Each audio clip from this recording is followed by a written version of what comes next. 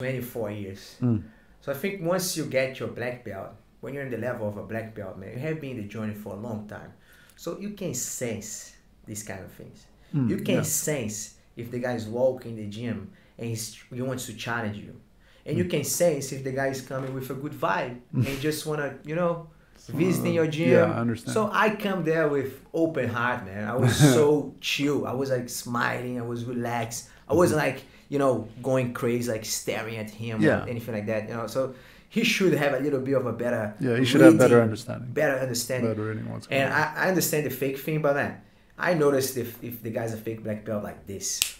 In the first round that I put him with my student, I know, man, this guy's not a black belt, you know. And like the way that they move, even in the warm up, even before the roll, the way that they move in the warm up, just I can tell, you know. So yeah, I understand what you're saying, but I don't think was the case. I think it was more like he wants to prove himself, like, man, I'm gonna get the Brazilian black belt, you know, because it was an Aussie, you know.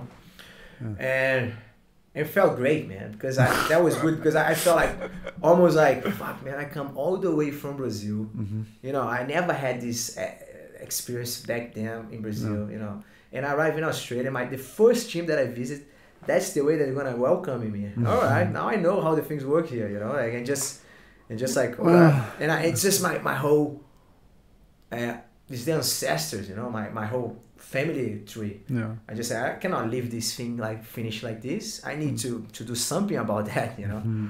And that was good, because that was when everything started. My journey here in the teaching here, because of that, because these Chileans, I didn't know, but they were filming the whole time when I was rolling the guy, you know. And I was like, I didn't know, so it was like, I didn't went to the gym anymore. And 1 week later, I was in Manly, and I was like visiting there, and it was like this place which was like a reggae place and some music, and I was there just chilling, you know, having a beer and, you know, just relaxing there. And suddenly one guy came and said, "Hey, master." I said, "Master? It's not with me, because, you know, I don't teach here yet." You know, like I have no students, you know. And I was like, "Hey, master, you, mestre," and he started saying Portuguese. "Hey, mestre." I said, "Fuck, he's with me." And the guy came and I didn't recognize him. And suddenly he come close and just, I think I know you, the Chilean guy. Yeah, nice, man. How's it going? I said, "Mate, we were there. We were watching your role with the guy, and man, that was insane. Man, we don't like that guy, man, because he was like a bad coach, I would say, like this. Yeah, that happens sometimes. Yeah. Because he was like putting the white belts to sleep, you know, that kind of attitude, you know, like putting all the white belts to sleep and going doing this kind of thing and laughing, you know, like and so even the students, they didn't like him because he was an asshole, you know, a dickhead, you know. So like when they saw like my attitude and the way that I deal with the thing, they were like, yes, you know, someone to smash him, you know. and like they you know, they come to me and say, look, we don't want to learn from him anymore. We want you as a professor.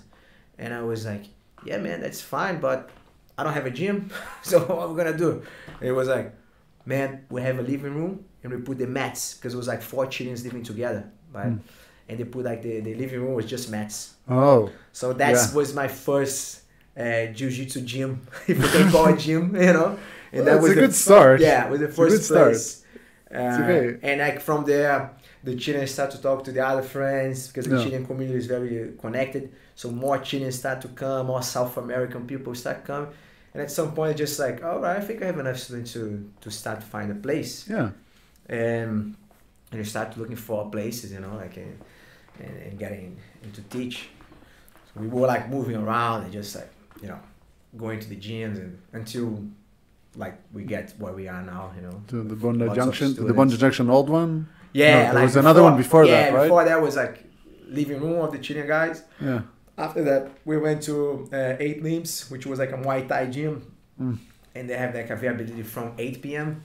And 8 p.m. in Brazil was the best training, the best time, the busiest one. So I just said, yeah, man, let's do it. 8 p.m. Perfect. No one comes. Man, 8 p.m. here in Australia, like, it's dead. No, everyone's sleeping. Like that. Everybody's sleeping. So, man, of course, it didn't work very well. And we moved to Oxford Street for a few months. And in this Oxford Street place, they will knock down the building. And I moved to Bronx Road. And that's when, like, the gym started to grow. And it was like a tiny place, a small gym, man, but full of killers, man. I mean, I have like amazing memories from there. It was a very good time, you know. And from there we grew, and after we grew, we decided to get a bigger step, you know, in going for the gym that we are now, which is bigger and we still growing, man. Still the things are going well. We open another branch in Wollongong. These Chilean guys end up like getting back to Chile, and they opened the Origin Chile there. So which was like very good too. It's so nice. That's spreading the word. Spreading the word, exactly. Because they were training with me for a little while, like for like 2-3 years, you know. Yeah. And they went there, and I was the guy that is a brown belt nowadays, and we have another guy black belt, which is like the professor there. And he went Your black belt? Yeah, he went to Brazil. He got the black belt from us, from myself and my dad.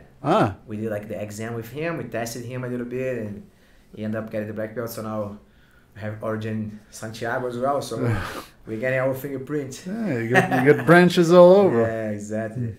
Okay, let's get to the next section, and we're just gonna go from there to advice, and that's We already are recording for like an hour and a half already. Oh, really? Wow. Yeah. I can talk, man. Well, beautiful. You can talk as much as you can. I'm going to have to work with it later, so don't worry about it. Okay, let's start with this. Let's start with training tips for the individual, okay? Let's start with, do you think Brazilian Jiu-Jitsu is for everyone?